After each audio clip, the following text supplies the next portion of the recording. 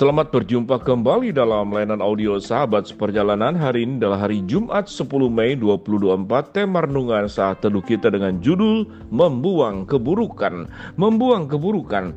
Firman Tuhan terambil dalam 1 Korintus 11 ayat 17 sampai dengan ke-20. Dalam peraturan-peraturan yang berikut, aku tidak dapat memuji kamu, sebab pertemuan-pertemuanmu tidak mendatangkan kebaikan, tetapi mendatangkan keburukan. Sebab pertama-tama aku mendengar bahwa apabila kamu berkumpul sebagai jemaat, ada perpecahan di antara kamu, dan hal itu sedikit banyak aku percaya. Sebab di antara kamu harus ada perpecahan, supaya nyata nanti siapakah di antara kamu yang tahan uji. Mari kita berdoa. Bapa yang di dalam surga, kami ingin belajar waktu kami berkomunitas, kami bertemu dengan siapapun, kami membawa kebaikan dan bukan membawa keburukan. Dalam nama Tuhan Yesus kami berdoa, amin. Shalom sahabat seperjalanannya dikasih Tuhan, membuang keburukan. Atau dengan kata lain, hidup kita akan membawa kebaikan atau kemudian membawa keburukan. Untuk membawa kebaikan maka kita harus membuang keburukan. Tetapi kalau ingin mendatangkan keburukan, maka kita harus membuang kebaikan. Tentu bagian akhir ini bukan prinsip orang percaya. Perjuangan kita sebagai anak-anak Tuhan adalah bagaimana kita membuang keburukan, lalu kemudian melakukan kebaikan. Itu yang kita ajarkan kepada anak-anak kita dan kita terima juga dari orang tua kita. Apa yang baik, apa yang benar, apa yang salah, apa yang keliru, itu diajarkan dari semenjak kecil untuk hal yang perkara kecil sampai kepada perkara besar. Suatu kita bertemu dengan orang tua, kita belajar menyapa, memberikan rasa hormat. Suatu bertemu dengan orang sedang kesulitan, kita diajar bagaimana untuk membawa kebaikan, menolong. Namun ternyata pendidikan untuk membawa kebaikan itu sesuatu yang tidak hanya berhenti pada usia anak-anak, sampai kita tua, sampai kita dewasa. Dan itu kemudian dilakukan teguran dari Rasul Paulus kepada jemaat yang ada di Korintus, yaitu kebiasaan yang salah dalam perjamuan malam. Dalam peraturan-peraturan yang berikut, aku tidak dapat memuji kamu, sebab pertemuan-pertemuanmu tidak mendatangkan kebaikan, tetapi mendatangkan keburukan. Sebab pertama-tama aku mendengar bahwa apabila kamu berkumpul sebagai jemaat, ada perpecahan di antara kamu, dan hal itu sedikit banyak aku percaya. Lalu kemudian sebab di antara kamu harus ada perpecahan supaya nyata nanti siapakah di antara kamu yang tahan uji. Mari kita mundur sedikit sahabat seperjalanan. Setiap kali ada orang berkumpul, dimulai dari kumpulan yang paling kecil 2 orang, lebih banyak lagi 3 orang, 4 orang, atau 5 orang, atau 10 orang. Maka di sanalah sesungguhnya permulaan godaan berbuat dosa itu dimulai. Suatu kita bertemu bercakap-cakap saja dengan satu orang, siapapun dia. Apa percakapan pertama yang kita akan ucapkan dengan orang bersangkutan? Pasti bertanya, apa kabar? Tetapi yang menarik, kalau kemudian kita tidak punya roh Allah di dalam setiap pertemuan dengan siapapun, kalau di dalam diri kita tidak punya kebenaran, tidak punya firman Allah, maka cenderung yang kita bahas adalah berbicara tentang orang lain. Kesalahan orang lain, keburukan orang lain, itu disebut dengan ghibah, itu disebut dengan menggosip. Lalu kita menceritakan, dan di dalam proses kemudian bercakap-cakap, bertemu, kenapa disebut kita mendatangkan keburukan? Biasanya kemudian setiap orang yang berbicara itu membenarkan dirinya dan kemudian menyalahkan orang lain. Dan itu dimulai dari proses apa? Yaitu ada minum, ada makan, bercakap-cakap, ada waktu yang cukup setengah jam, 1 jam sampai 2 jam. Itu adalah tempat di mana dosa akan dimulai. Sehingga di dalam setiap percakapan dengan siapapun juga sahabat seperjalanan, bahkan di dalam gereja sekalipun, maka kita sebelum kita berbincang dengan siapapun juga, maka kita perlu berdoa kepada Tuhan. Tentu tidak perlu sampai berlutut lalu kemudian dalam bentuk gerakan-gerakan badan yang terlalu berlebihan.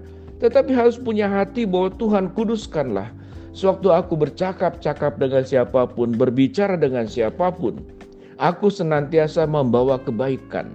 Dalam pikiranku adalah senantiasa melihat tentang kasih Kristus yang sudah mengubah hidupku, dan aku membawa kebaikan kepada orang lain. Kalau di dalam hati kita Senantiasa dipikirkan bagaimana hidup kita sewaktu berkomunitas dengan siapapun untuk membawa kebaikan dan bukan membawa keburukan. Kita tidak akan membicarakan orang lain. Kita tidak akan mengurusi rumah tangga orang lain. Kita tidak akan mengurusi dosa-dosanya orang lain. Maka kita akan terus berjuang untuk mengurusi diri kita sendiri. Bagaimana kita bisa menjadi lebih baik. Bagaimana hidup kita dari hari ke hari bisa membuang keburukan dan membawa kebaikan kepada orang lain. Karena mempercakapkan orang lain itu ada awal yang firman Tuhan katakan. Timbulnya perpecahan. Dari mulut ke mulut terdengar oleh orang lain. Oh, dia menghina saya. Oh, dia menjelekkan saya. Oh, dia mendiskreditkan saya. Maka akan dicari setiap hal yang menyakiti hati orang lain. Maka orang itu natur manusia adalah akan membalas. Minimal membalas dengan memperkatakan kembali. Kita membicarakan keburukan orang lain akan membalas dengan membicarakan keburukan kita. Lalu kita tidak suka, kita tidak senang karena merasa itu dilebih-lebihkan dan mengandung unsur fitnah. Sama juga sahabat seperjalanan. Bukankah kita sewaktu membicarakan keburukan orang lain terbawa juga unsur-unsur fitnah, terbawa juga unsur-unsur penilaian subjektif yang kita bawa. Akhirnya itu akan merugikan orang lain. Lalu kita membawa keburukan bukan membawa kebaikan. Dengan demikian sahabat seperjalanan, kebiasaan-kebiasaan saat dalam perjamuan malam. Di sini Tuhan Yesus kemudian mengajarkan bagaimana. Yesus itu mengajarkan supaya orang itu saat kala mengingat tentang perjamuan Tuhan memberikan tubuhnya dan darahnya. Yesus memberikan dirinya untuk menebus dosa orang lain. Jadi sewaktu berkumpul, Yesus memberkati dengan memberikan hidupnya kepada mereka. Tetapi waktu kita berkumpul, kita sedang membicarakan hidup orang lain. Jadi Yesus datang pada perjamuan malam, memberikan hidupnya untuk menyelamatkan kita. Kita datang dalam perjamuan perkumpulan-kumpulan, kita membicarakan hidup orang lain.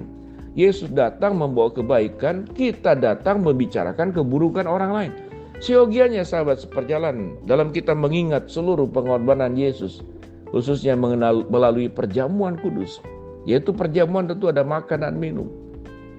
Di dalam setiap pertemuan makan, minum, berkumpul dalam bentuk arisan, dalam bentuk apapun juga.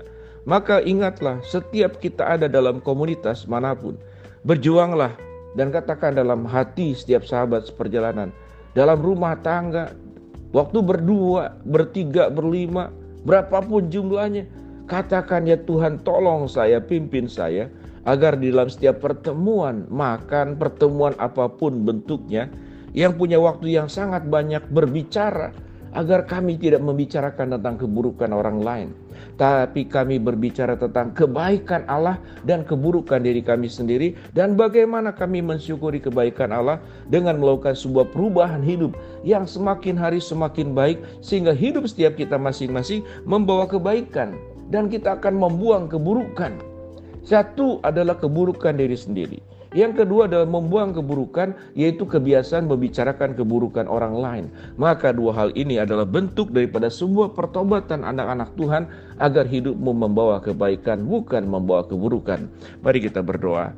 Bapa dalam surga, terima kasih buat kebenaran firman Allah yang kami pelajari. Hamba-Mu berdoa buat sahabat seperjalanan yang sakit, Tuhan jamah sembuhkan. Sahabat seperjalanan yang sedang menghadapi masalah, Tuhan bukakan jalan. Sahabat seperjalanan yang sedang berdoa mengharapkan sesuatu, Tuhan kabulkan dengan cara dan waktunya Tuhan.